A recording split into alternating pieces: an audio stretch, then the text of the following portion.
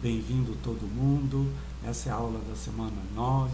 Nós vamos falar um pouquinho sobre a lista e, antes disso, falar um pouquinho sobre a transformada de Laplace. A gente precisa desse comentário para abordar a lista de uma maneira correta, tá bom?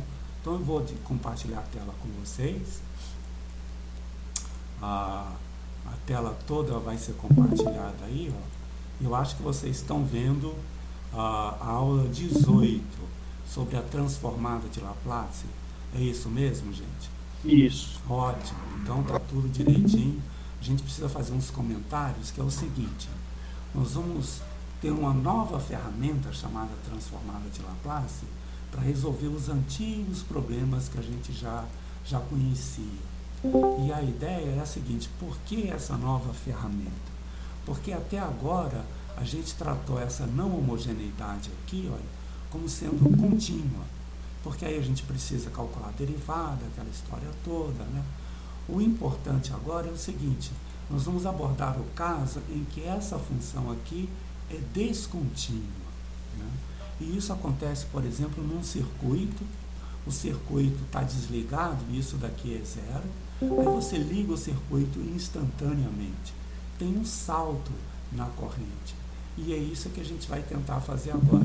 Construir uma ferramenta capaz de lidar bem, né, com esse caso em que isso aqui é descontínuo, tá bom? Mas de início, a gente vai ver essa nova ferramenta resolve todos os problemas anteriores, não tem problema não. E é isso que a gente vai fazer de início. Depois a gente aborda esse caso aqui, tá bom? Então, olha só, nós vamos fazer o seguinte. Alô? Oi? Coloca bem o meu. Eu não tô. Tem alguém com o microfone aberto. E o Gabriel Lucas. Oi. Ah, sim. Tudo bem aí, gente? Isso. Então, continuando. O que a gente vai fazer? A gente vai observar o seguinte: essa função, a exponencial, é talvez a função mais badalada aí que a gente viu ao longo do curso inteiro, né? Ela aparece de um jeito, aparece de outro, exponencial complexa, etc., né? Qual é a propriedade que a gente vai explorar muito dessa função? Quando a gente deriva essa função com respeito a t, desce lá o menos s, né? E o que está acontecendo aqui? É como se a derivada com respeito a t, né, fosse transformado na multiplicação por s. É a mesma função, né? Então, o operador de derivação aplicado aqui corresponde a multiplicar por menos s do lado de cá. E se você deriva uma segunda vez, fica multiplicado por s ao quadrado. E é essa tentativa que a gente vai fazer aqui em cima nesse problema. A gente vai tentar transformar a derivada em multiplicação por s. E aí transformar a equação diferencial numa equação algébrica. É um projeto bem interessante e vamos ver como é que ele funciona. Então a gente começa da seguinte maneira: começa pegando aqui a equação, multiplica por essa função aqui, multiplica por isso aqui e integra no intervalo 0t primeiro. Então tá lá, eu peguei aqui, né, multipliquei pela exponencial, integrei de 0 a t. Oi, desculpa. Mesma coisa aqui, mesma coisa aqui, mesma coisa aqui. Agora, olha só que coisa importante, que é onde vai aparecer a propriedade da exponencial. Esse lado daqui, olha, eu vou integrar usando integração por partes. Eu vou integrar o y' e derivar a exponencial. Então, vai ficar a primitiva do y', que é o y, né? Vezes, né? Isso aqui é u vezes v, né? De 0 a t, menos a integral de v du, né? A integral do y vezes esse daqui. Então, aparecem os termos de fronteira, são esses aqui, olha, né? Que é essa expressão de 0 a t, mas eu coloco o s do lado de cá, né? E aqui ficou uma integral semelhante à original, semelhante a essa, mas sem a derivada. Então, a menos desses termos aqui de fronteira, a derivada foi transformada na multiplicação por S. Uau! Essa é que é a grande ideia aqui dessa nova ferramenta que é a transformada de Laplace. Ok? Então, a menos desse termo de fronteira, a integral envolvendo a derivada é transformada numa outra que é a multiplicação por S. Isso é que é a ideia boa. Agora, vamos explorar um pouquinho mais isso. A primeira coisa é tentar ficar livre desse t grande. Por enquanto, né, o resultado está dependendo desse t, a gente vai fazer o seguinte, vai fazer o limite com t tendendo a infinito nesse negócio daqui, para ficar livre do t grande. Então, olha só, eu vou supor que o limite quando t tende a infinito dessa integral aqui exista. E é, então, esse valor que a gente indica por integral imprópria, de 0 até infinito. Como é que essa integral é calculada? Exatamente aqui, ó, né? É a integral de 0 a t com t tendendo a infinito. Esse limite pode ou não existir, ele não existe necessariamente. Se existe, você diz que a integral é convergente. E se ele não existe, a integral é divergente. A gente vai supor, para fazer as contas, que a integral seja convergente, que esse limite seja assim.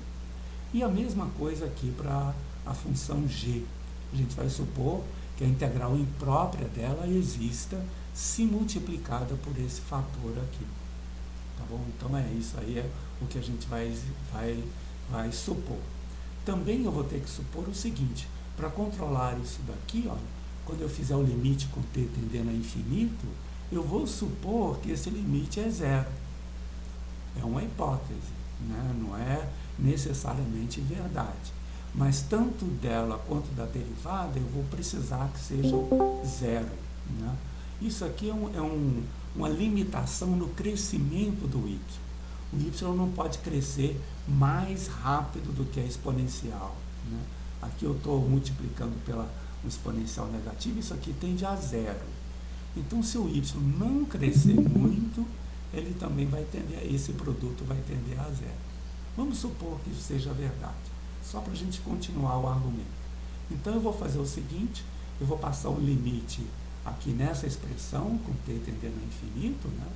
Vou explorar as hipóteses que eu estou fazendo aqui agora, e aí o que acontece? Ó? O limite aqui é em 3, né? Eu vou fazer o limite com t tendendo a infinito aqui. Então, o que acontece? A derivada, que é o limite desse negócio daqui, a gente calculou isso aqui por partes, né? Esse aqui tende a 0, e essa daqui vai a integral imprópria. E a integral imprópria é exatamente isso que a gente colocou aqui em cima antes. É a integral, é o limite, né? A integral imprópria é isso daqui. Então, o que aconteceu? Aqui não aparece a derivada, e aqui tem a derivada. Aí eu aplico duas vezes, aplico de novo na derivada segunda. Quando eu faço a primeira vez, tem isso daqui, ops, que é o que a gente acabou de usar lá antes, né? Esse daqui vai a 0 pela hipótese que a gente tinha feito aqui antes, ó. Essa hipótese aqui vai a 0, né?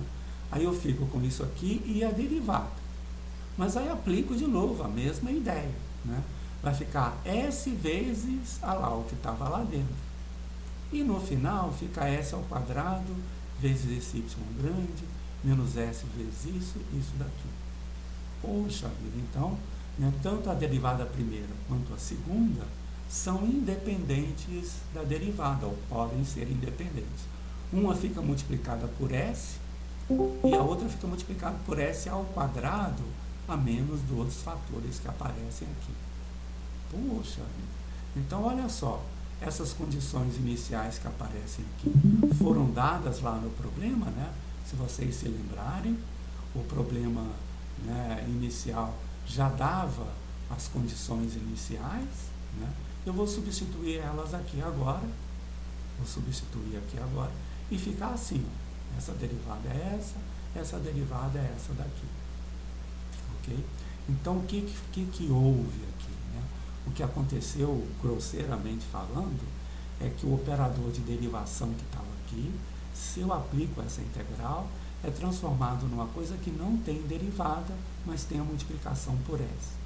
a mesma propriedade daquela exponencial, que é o núcleo da transformada de Laplace. E se eu aplico 2 vezes, eu obtenho isso daqui. Uau! Então está aí direitinho a brincadeira, né? Agora, como é que a gente usa isso para resolver o PVI lá em cima? Okay? Eu vou fazer o seguinte, ó. Voltando aqui um pouquinho, o que eu fiz? Eu peguei a equação, multipliquei pela exponencial, integrei de 0 a t. Agora eu vou passar o limite disso com t tendendo ao infinito. Então aqui vai ficar a integral de 0 até infinito da derivada segunda.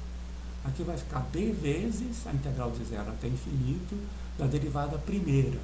E c vezes a integral de 0 até infinito da própria função. E aqui com a função g.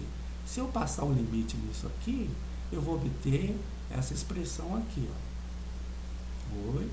Vou obter aqui, ó. Aqui está a derivada segunda, né? Que a gente viu aqui quanto é que vale, né? Aqui está a derivada primeira, que a gente viu aqui em cima quanto é que vale, né? Aqui está a própria função, ok? E aqui está a integral da g. Então, olha que coisa fantástica que a derivada, a transformada de Laplace faz. Pega uma equação diferencial, né? Aplica a transformada dos dois lados da equação e cai numa expressão que é uma equação algébrica. Aqui a gente vai isolar quem é o y grande, né? E vai dizer, olha, o y grande vai ser isso daqui, ó. É dado em termos dos dados iniciais, tá vendo? Aqui a integral da g, o a que apareceu, as condições iniciais, o b, e aqui aparece um negócio bem legal, que é o polinômio característico lá daquela equação. Aí, poxa, então o que eu fiz? Aplico a transformada, transformo a equação diferencial nessa equação algébrica. Resolvo essa equação algébrica, tenho isso daqui. E sei quem é o y grande. Toda a questão agora está em saber o seguinte, eu não quero saber quem é o y grande, eu quero saber quem é o y pequeno. E aí eu quero fazer o quê? Eu quero, a partir do y grande, recuperar o y pequeno. Uau! Então, a partir da transformada, eu quero obter quem é a própria função. Tá bom? Então, agora ficou claro aqui a brincadeira, né? Esses argumentos aí, né, sugerem a gente definir, ó, quem é a transformada de uma função dada de 0 até infinito. A transformada é essa expressão. Você vai multiplicar pelo núcleo, esse aqui é chamado núcleo da transformada de Laplace, né? E você multiplica por f e integra de 0 até infinito. Essa é chamada transformação integral, porque usa a integral, com certeza, né? Existem muitas outras transformações integrais. A gente vai se dedicar a essa, que é uma transformação, no caso que a gente está querendo, muito importante, tá bom? Agora, ela só está definida para aqueles valores da função f e dos valores de s, para os quais essa integral é convergente. Se a integral é divergente, paciência, não dá para usar o método, tá claro? Nós já vamos calcular um exemplo disso aqui bem tranquilo, ok? Mas antes disso, vamos só notar que a operadora transformada, né, por ser uma integral, ele é linear, né? Se eu aplicar a transformada numa soma, vai ficar a soma das transformadas. É só substituir aqui dentro para a gente ver o que está acontecendo, né? Então, antes da gente continuar, vamos fazer um exemplo bem tranquilo para a gente ver como é que funciona essa transformada. Então, só um minutinho, a gente vai saltar essa parte por enquanto e vamos fazer aqui no exemplo como é que as coisas vão fazer, né? Como é que a gente vai fazer. Aqui está um esqueminha do que está acontecendo. Eu tenho do lado de cá as funções na variável t, do lado de cá as funções na variável s. A transformada pega o f e leva na transformada dele. E pega a transformada, pega a derivada, a transformada leva em s vezes a transformada de f menos o f de zero. Então, a menos desse fator é a multiplicação por s. E a derivada segunda? A derivada segunda é a menos desse fator, a multiplicação por S ao quadrado. Uau, então está aí a transformada, né? E aí a gente quer depois, é o que a gente vai ver, é como é que a partir da transformada a gente recupera a função do lado de cá. Aí está a transformada inversa. Mas antes disso, vamos fazer esse cálculo para a gente entender bem, por exemplo, né, quais são os valores de S para os quais existe a transformada de Laplace dessa função e elevado a 2t. De novo, a exponencial aí para variar, né? Então, como é que eu faço? Eu faço um cálculo direto. Primeiro, eu calculo a integral de 0 até t, da f de t vezes essa exponencial. Aí, puxa, a exponencial aqui transforma produtos em somas, fica isso daqui. Isso aqui é facílimo de integrar, né? Fica 1 sobre 2 menos s, essa integral, de 0 a t, né? Aí fica esse negócio no ponto t, menos esse negócio no ponto 0, que é 1. Então está aqui. Agora, para que a integral imprópria seja convergente, para que eu possa passar um limite com t tendendo ao infinito aqui, nessa expressão, né, eu preciso que esse expoente aqui, ó, o expoente da exponencial, seja negativo. Senão isso explode e não tem limite, né? Então eu preciso que seja negativo, ou seja, o S maior do que 2. Se o S é maior do que 2, quem é a transformada dessa função? É esse limite daqui, esse daqui vai para zero, né? Esse daqui vai para zero, fica aqui menos 1 vezes isso. Uau! Está aí a transformada da função exponencial de e elevado a 2t, né? No ponto S. Quem é essa transformada? 1 sobre 2 menos S. Uau, então calcular essa transformada não é nenhum bicho de 7 cabeças, né? Dá para a gente ver direitinho aí o que está acontecendo. Agora, se você generalizar isso um pouquinho, é claro o seguinte: se eu quiser a transformada de e elevado a a vezes t, né? Okay? Isso vai dar 1 sobre S menos A, desde que o S seja maior do que A. Tá bom? Essa é uma expectativa, uma coisa clara, né? E se você fizer o A igual a 0, aí a transformada do 1, transformada da exponencial 1, né, no ponto S, é 1 sobre S. Né? Isso aqui também fica claro o seguinte, né? Se o A é 0, essa daqui, né, passa a ser 1, né? Passa a ser 1. Aí você integra isso daqui só assim, ó. Aí vai ficar direitinho, etc. É bem fácil. Então ficou aqui as coisas. Tá ótimo. Agora, como é que a gente usa isso para resolver um PVI como esse aqui, por exemplo? Aí a gente tem que voltar um pouquinho atrás, né, e argumentar que essa transformada de Laplace, ela tem função inversa. É isso que a gente vai fazer. E essa parte aqui é um pouquinho técnica, não pode ser para todas as funções, tem que ser essas funções admissíveis. Para as funções admissíveis, né, se a transformada é 0 para todo S maior ou igual que A, então a única função é essa daqui, ela é igual a 0. Isso é um lema que a gente pode demonstrar, mas que não está feito aqui a demonstração. É um lema bem sofisticado, mas a gente vai usar. Aí fica fácil a gente pensar o seguinte: por que essa transformada tem inversa?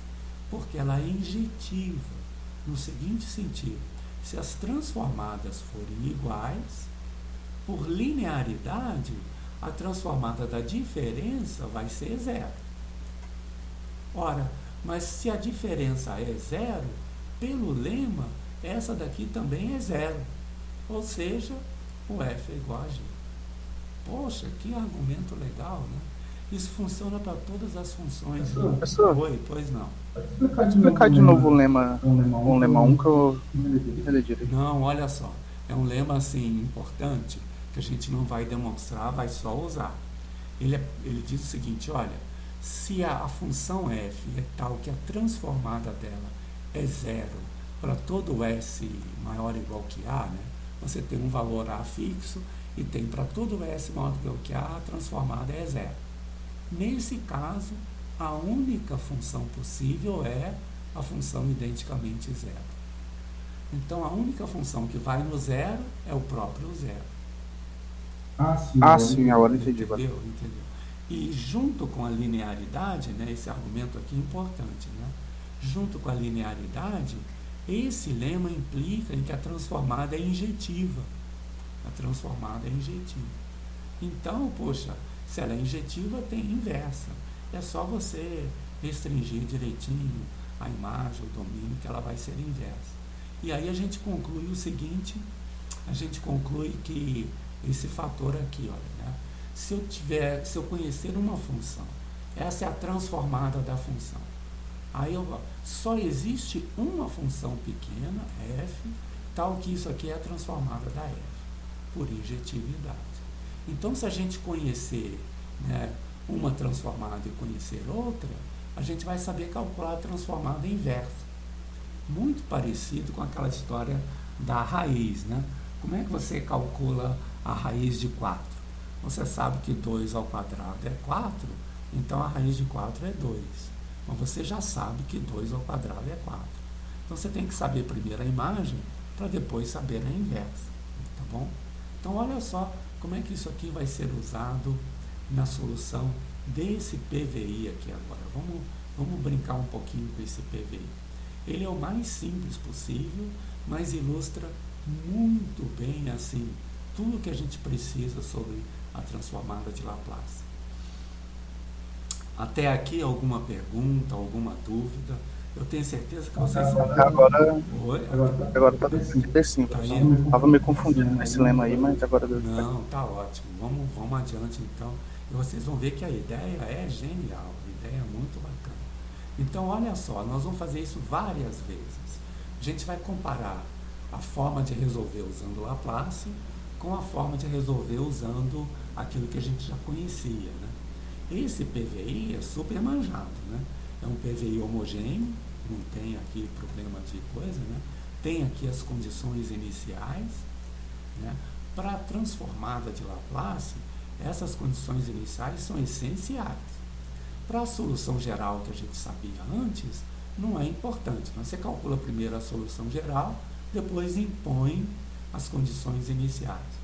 No caso da transformada de Laplace, por causa disso daqui, né, daquela condição inicial, lembra que aparece sempre a condição inicial, essa daqui é importante, é preciso levar em conta esse fato daqui.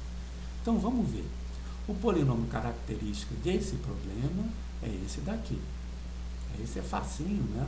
R ao quadrado menos 3R mais 2. E tem raízes reais e distintas. Ah, então está aqui, ó, raízes reais e distintas. Daí que a solução geral do problema é essa. São as exponenciais, né? E ficou isso daqui. Ok? Aí você impõe as condições iniciais, que são essas aqui. Aí você conclui que o C1 é 0, o C2 é 1 e a solução é essa função aqui. Foi de propósito para tudo dar certo no final, né? Aqui já estava tudo combinado. Mas vamos ver como é que isso aqui funciona, depois a gente muda um pouquinho. Então, como é que eu resolvo isso usando solução geral? Raízes do polinômio característico são reais e distintas, duas funções reais, né, que são exponenciais, impõe a condição inicial, está aqui a solução. Agora vamos ver como é que isso funciona com a transformada de Laplace. Ok, a gente vai pegar então, indicar por isso aqui a transformada, né?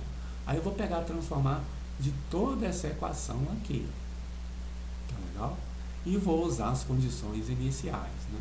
Então a transformada do zero é o próprio zero, tá aqui. Aí eu vou pegar a transformada dessa equação. Ok? Por linearidade, a transformada dela é essa transformada, menos 3 vezes a transformada da derivada primeira, mais 2 vezes a transformada da própria f. Aqui então está a transformada da própria y. Né? Então está aqui, ó, a transformada dela própria. A transformada da derivada é essa daqui. A transformada da derivada está aqui. E a transformada da derivada segunda está aqui. Né? Okay? Aí eu imponho essas condições. O y de 0 é 1, o y' de 0 é 2. Eu vou usar isso aqui. Né? Imponho, fico com esse problema aqui. Okay? Quer dizer, então, esse problema, PVI, se eu aplico a transformada de Laplace nele, eu caio numa equação algébrica. Né? Aqui, a transformada é a solução desse problema. E esse problema é super fácil de ser resolvido. Né? Eu venho indicar quem é a transformada, uau, é essa daqui. Passo para o lado de lá, passo dividindo. Né? Aqui as raízes é 1 e 2, eu fatoro esse polinômio aqui. Ó, né? E aqui aconteceu uma brincadeira só para tudo dar certo no final. Né? O S-1 em cima cancela com o S-2 embaixo. E a transformada da função é isso daqui. Uau, essa é a transformada. Agora, nos outros problemas todos, toda a questão vai ser como achar a transformada inversa. Então, esse passo de pegar o PVI e transformar, usando a transformada de Laplace, e calcular a transformada, é mais ou menos padrão e não tem segredo.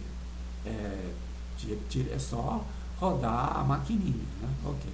O problema vai ser daqui. Ó. Se eu souber quem é a transformada, quem é a função?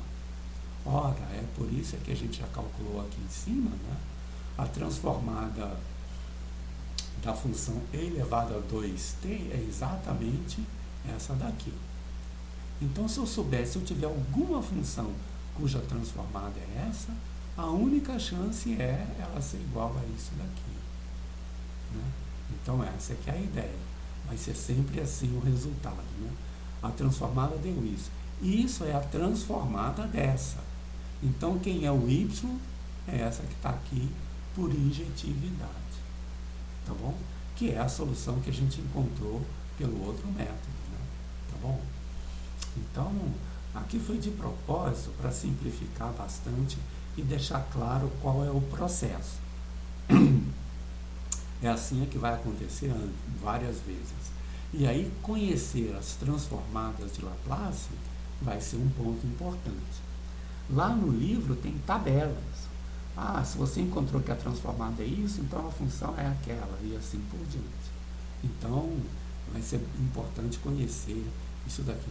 Da mesma forma que... Professor, então, tipo assim, se eu chegar num resultado, eu não preciso mostrar que é o resultado de tal... Isso. Eu não preciso fazer a transformada da função que eu acho para mostrar que é o resultado certo. Exatamente. Né? Eu só preciso indicar que é... Exato.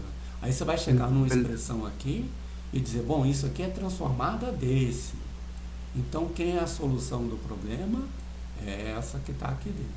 Isso vai ter que acontecer sempre. Né? Então, saber as transformadas, saber, por exemplo, que a transformada dessa é essa, é importante. Porque você chega nessa expressão já sabe, bom, essa é a transformada dessa daqui. No fundo, você está calculando a transformada inversa, né? Tá bom? Você está recuperando a função a partir da sua transformada. Poxa, é uma ideia muito bacana, gente. E a gente vai ver que não é só bacana porque é bacana. Ela é bacana porque ela resolve coisa séria e importante. Então, vale a pena investir sim. Aliás, nessa área de equações diferenciais, que você fala de circuitos, etc., aparecem muitas funções descontínuas e a ferramenta correta é a transformada de Laplace. Né? Tem muito engenheiro que não sabe nem o que é equação diferencial, mas sabe qual é a transformada de Laplace, né? Porque ele lida com isso o dia inteiro. Né? Okay? Então, essa é uma coisa importante. Né? Agora, já uma coisa que fica claro. Aqui embaixo vai aparecer sempre o polinômio característico. Ótimo. Aqui em cima vão aparecer outras coisas, etc. Mas isso aqui embaixo é importante. Nesse caso, em que as duas raízes são reais e distintas, foi fácil, né? Você fatora aqui desse jeito e chegou nessa expressão. Mas é evidente que já fica claro, né, que vão ter três casos possíveis.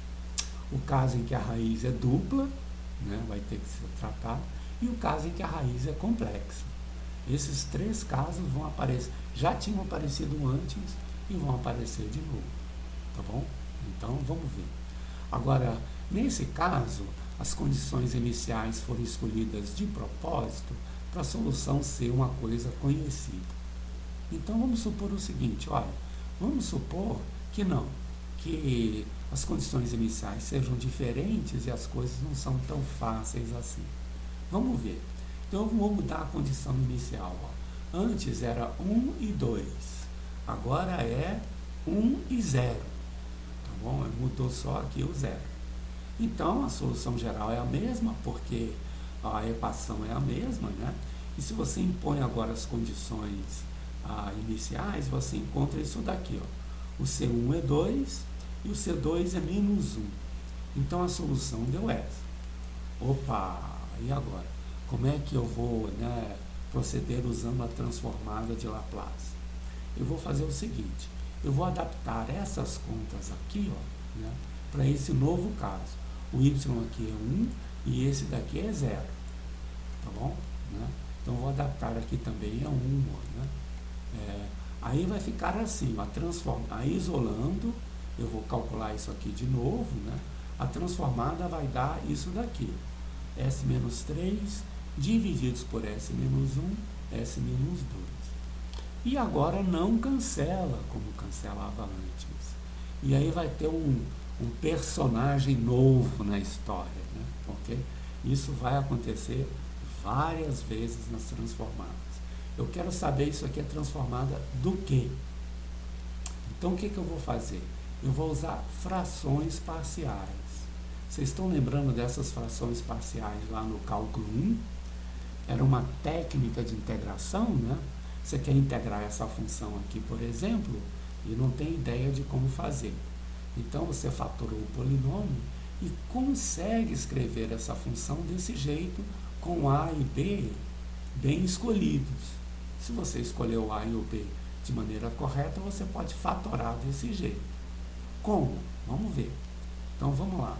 A gente pegou aqui a expressão, quer escrevê-la desse jeito, então você volta a somar isso daqui. Né? Tira o mínimo múltiplo comum, tudo isso dividido por isso dá S menos 2, multiplica aqui. A que multiplica S menos 2. Mais B que multiplica S menos 1. E simplifica. Vai ficar essa expressão que está aqui. Ok. Agora, para essas duas funções serem iguais, como os denominadores já são os mesmos, o numerador tem que ser igual. Então, o que tem que acontecer? O S menos 3 tem que ser igual a isso daqui. Né? E o único jeito disso ser verdade para todo S é o A mais B ser 1, o coeficiente de S, e menos 2A menos B ser igual ao termo independente menos 3. Tá bom? Aí você tem um sisteminha... Professor, Pois não. eu tenho uma dúvida aqui em relação a essas frações parciais. Eu acho que eu não cheguei a ver algum exemplo sobre em cálculo 1. Mas o que acontece quando no meu polinômio as raízes são complexas? Aí você tem uma outra técnica. Calma aí. A gente vai comentar um pouquinho sobre isso mais adiante no texto. Não, você tem toda a razão. Se é complexo, não dá para fatorar desse jeito. Aí você tem um procedimento semelhante, sabe? Talvez aqui valesse muito a pena vocês voltarem lá no cálculo 1 e darem uma olhadinha nisso, porque vai ser muito usado, muito usado. Então, vale a pena, puxa, se você não viu direitinho, se faltou, e mesmo para lembrar como é que é, vale a pena. Né? Aí, então, continuando aqui, tá bom, então, posso continuar? Tá tranquilo? Tudo certo, professor. Ok, então, seguindo aqui, vocês caem num sistema de duas equações e duas incógnitas. Aí vocês resolvem. Tudo bem. Duas equações e duas incógnitas. Pode resolver por Cramer, por exemplo. Né? É bem simples. Ou pega uma equação de cima, substitui na de baixo, ou vice-versa. Aí vocês escolhem. Então, vocês encontram o A2 e o B menos 1. Aí vocês voltam aqui em cima e usam o A igual a 2 e o B menos 1. Olha só o que vai acontecer. O A2 e o B menos 1. Aí você reconhece, uau, o 2 aqui sai porque a transformada é linear, e 1 sobre S menos 1 é a transformada dessa. Uau! O menos sai também, e quem é 1 sobre S menos 2? É a transformada dessa. E aí, por linearidade, tudo isso que a gente viu aqui, ó, é a transformada dessa função aqui. Uau! Então, a transformada da solução é a transformada dessa. Então, quem é a solução? Uau! Essa daqui. Poxa vida, olha que legal, né? A mesma que a gente tinha encontrado antes, né? Lembra que pelo processo de solução geral, estava aqui a solução era essa, né? Tá bom? Ok. Então, olha só. Agora eles vão... Oi, pois não. Eu tá gravando essa aula? Tô gravando, sim. E onde é que o senhor posta ela, professor? Que eu fui procurar no Moodle e não achei lá. Nos vídeos. Nos vídeos que tem as aulas, ao lado das aulas tem essas listas também. Isso a partir agora do módulo 2, que a gente está fazendo assim, né? Ok, Então, tá bom, obrigado. Eu coloquei a da lista 1 já está lá, e a da lista 2 também, né? Ok? Então dá uma olhadinha que tá colocada lá assim. Ok. Posso continuar então? Tá tudo bem? Ok. Então vamos lá. Agora, por exemplo, ele vai abordar aqui agora a questão de raiz dupla. Aí ele vai fazer, etc. Mas eu acho que agora a gente já tem ferramenta para dar uma olhadinha na lista, sabe? Vamos lá dar uma olhadinha na lista e ver o que está acontecendo lá, tá bom? Então, eu vou supor que depois vocês vão ler esse texto, vão ver direitinho aqui a raiz dupla, como é que funciona, né? Vão dar uma lida com um pouquinho mais de cuidado naquela história do lema 1, né? Esse lema aqui, olha, como é que ela é injetiva, etc. Vale a pena dar uma olhadinha. Mas também vamos dar uma olhada na lista, porque eu acho que vale a pena a gente ver como tudo isso funciona lá no Maxima, né? Ok? Então vamos lá, eu vou colocar agora a lista no ar, olha, vocês estão vendo aí, de um lado a lista e do outro vamos lá para o início, o outro o arquivo do Maxima. Estão vendo direitinho? Então, tá ótimo, né? Então vamos ver, olha, vamos começar isso daqui. O problema diz o seguinte: você tem um sistema massa-mola que é modelado por essa equação junto com essas condições iniciais. Então, lembra, isso aqui é a resistência do ar, esse aqui é a resistência da mola, né? E o bloquinho é colocado a oscilar a partir das condições iniciais. Você desloca ele de uma unidade para baixo e dá uma velocidade para baixo também de 1. Vamos ver o que Professor, estou ouvindo. depois o senhor pode O som está cortando muito. esboçar o gráfico de uma matriz. Depois o senhor pode Eu não estou ouvindo, Thiago. Está cortando muito o som. de uma... Esboçar. Tá, peraí, eu vou escrever. Então. Mas sim, pode escrever. Eu tô vendo aqui agora. Oi? Mas vai falando que já ajuda, já dá uma ideia boa aí do que está acontecendo.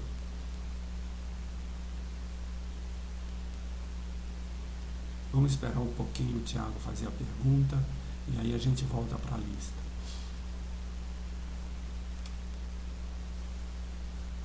Ok. O senhor pode explicar como esboçar o gráfico de uma matriz? Tá melhor agora? Não, deu direitinho. Tinha uma dificuldade. Não, você não esboça o gráfico de uma matriz, não. Você esboça o gráfico de uma função. Talvez a questão não esteja muito bem colocada aí, sabe? Vamos fazer o seguinte, isso daí é um problema que a gente tem que ver onde é que você encontrou essa matriz, como é que foi. Podemos discutir no final da aula.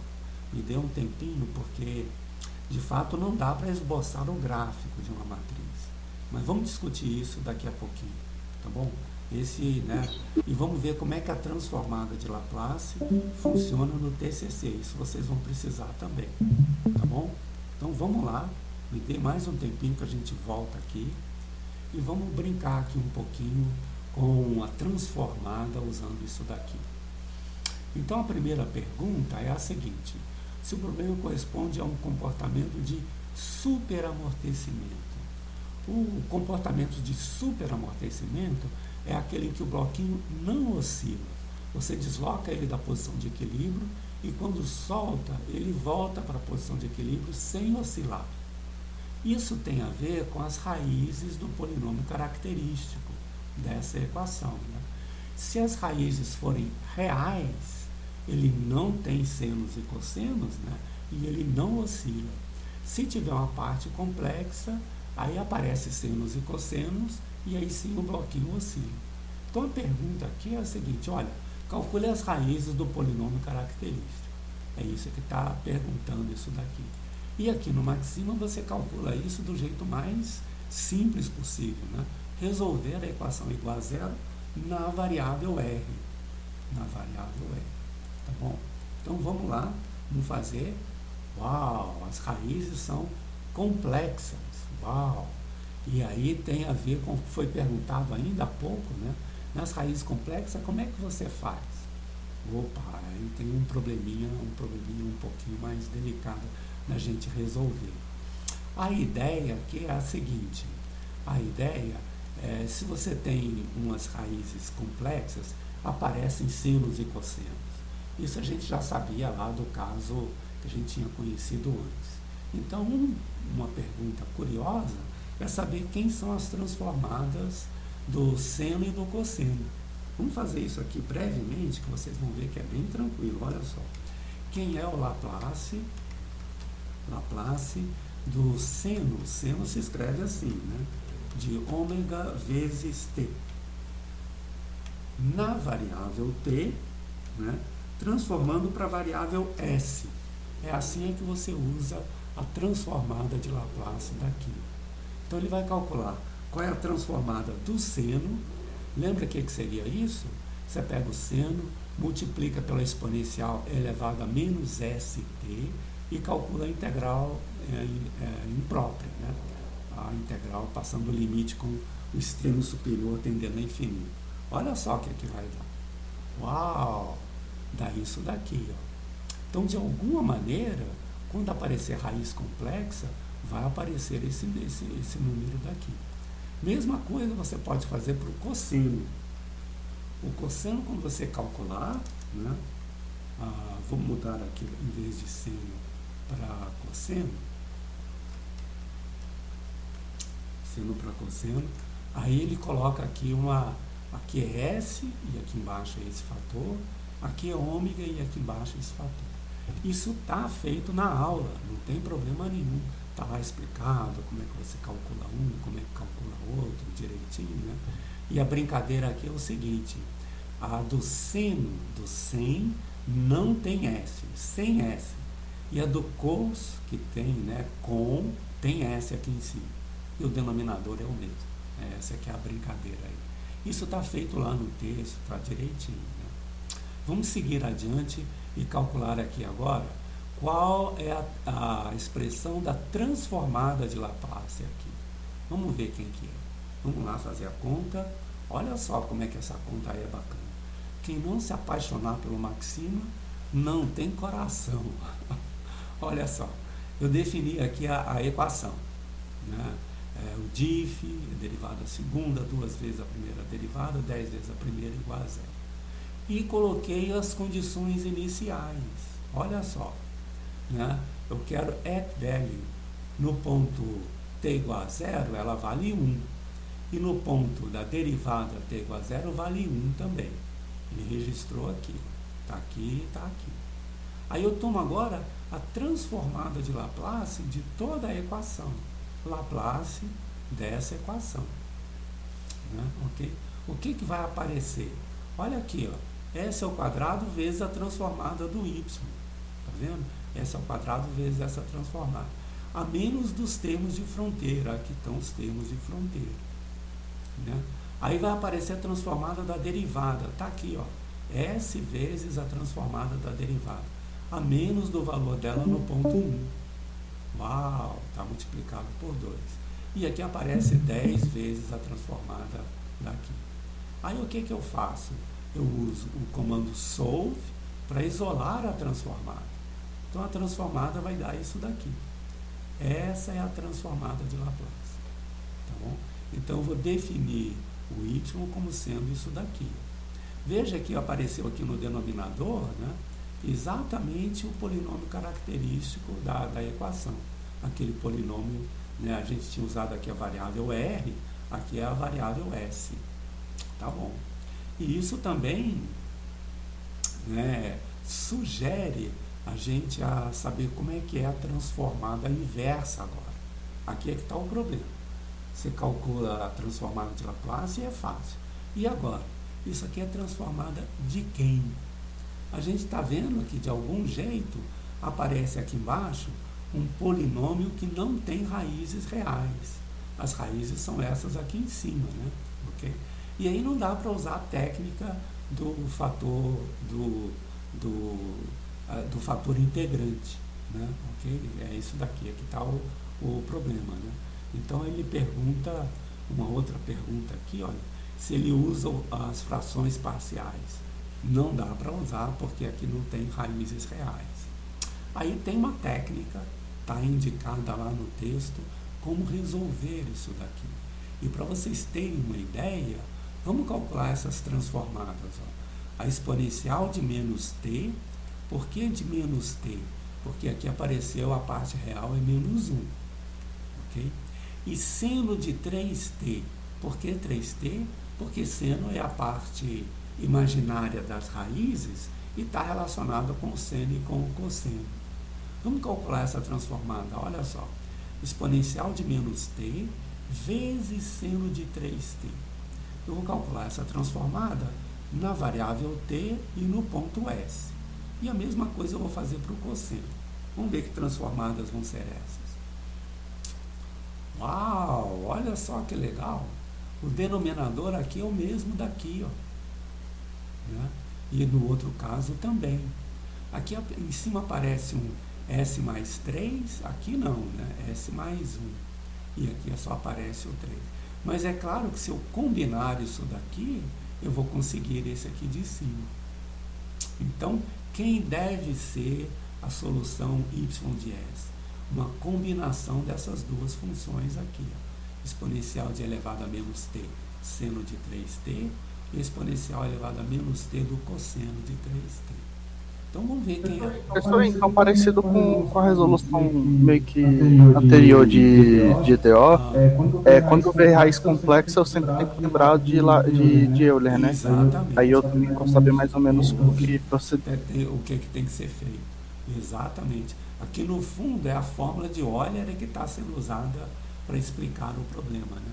Sempre que aparece raiz complexa, aparece senos e cossenos. É a fórmula de Euler que aparece aqui. Mas agora, olha só que comando legal esse daqui. Esse comando é assim, I de inverse, L de Laplace e T de transform. Então isso aqui é inverse Laplace transform. Ele calcula a transformada inversa. Pá! É só você pedir aqui que ele faz numa boa. É impressionante isso daqui.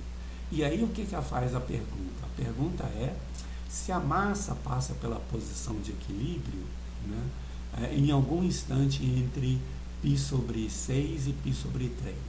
O que eu vou fazer? Eu vou calcular a transformada inversa e depois plotar o gráfico nesse intervalo, π sobre 6, π sobre 3.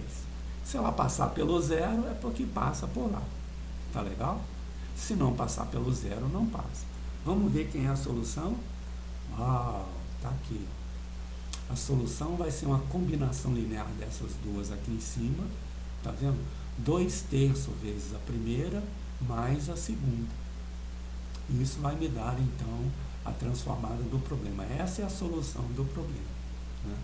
E ela passa pela posição de equilíbrio ou não?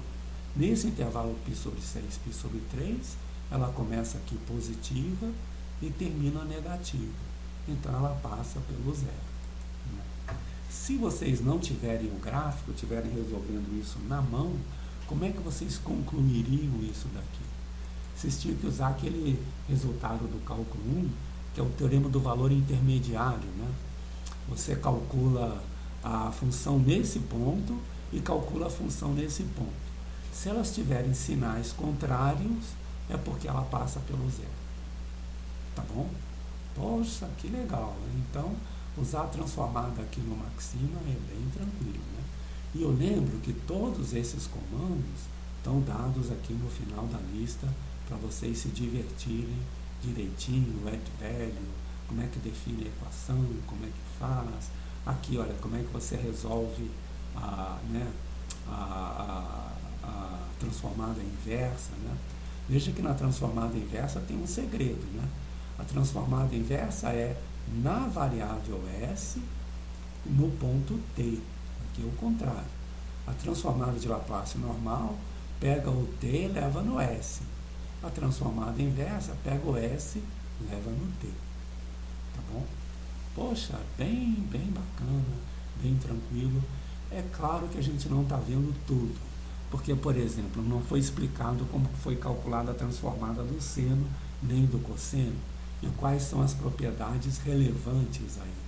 Mas vocês vão olhar isso agora com bastante mais cuidado e vão ver que, enfim, não tem nada complicado aí na transformada não, né? A gente ainda tem um tempinho, a gente pode abordar agora, esse aqui é o problema seguinte, que vale a pena a gente ver uma outra situação bem diferente, né? Aqui eu tinha um sistema massa-mola, usei equações diferenciais, modelei o problema, etc. Agora eu tenho um circuito como esse daqui, um circuito RLC, e olho para a carga no circuito. O surpreendente é que, matematicamente falando, esse problema é idêntico ao de cima, né? Okay? Quer dizer, poxa, estudar massa-mola ou circuito é a mesma coisa, né? A diferença aqui é que o massa-mola foi colocado em movimento pelas condições iniciais. Aqui não, as condições iniciais são todas nulas. E você coloca a carga no circuito a partir da tensão aplicada ao circuito. Olha só que legal. Essa é a tensão aplicada. E isso é uma situação bem real, né? Em Brasília, esse E0 está relacionado com o 220. Não é exatamente o 220, porque o 220 é uma média, uma coisa, mas tem a ver com essa amplitude. E aqui o período é π, né, nesse caso. Em Brasília, o que acontece é assim, a frequência é 60 Hz. E qual é o período? É 1 sobre a frequência. Então, em Brasília, o período, em vez de ser 2, em vez de ser π, é 1 sobre 60. Mas é exatamente essa condição aqui que está sendo feita. Então, daí vocês estão vendo a importância da gente estudar isso, né? Não é só para torturar os alunos, não. Às vezes é importante, Então, vamos lá, vamos obter aqui, né? Vamos fazer esses itens. Então, veja, eu vou zerar as definições anteriores. Isso aqui faz parte das boas práticas computacionais, zera tudo para começar bem. E isso daqui é uma receita de bolo, né? Vai ser igualzinho ao que a gente fez aqui, né? Não tem o que fazer. Como é que a gente calcula a transformada? Define a equação primeiro. A equação mudou e agora do lado de cá tem o cosseno, né? Os valores no ponto zero são zero aqui, né? E zero do lado de cá, ok? Vou aplicar a transformada de Laplace nessa equação e vou isolar a transformada, tá bom?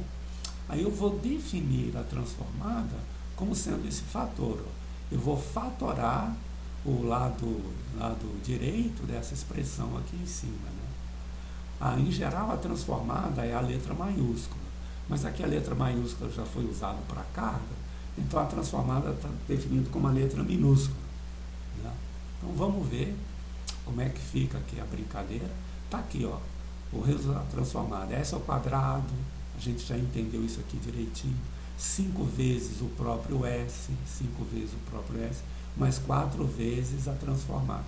Aqui a transformada do cosseno, ó. Uau, estão vendo? E0 vezes a transformada do cosseno, está aqui, né?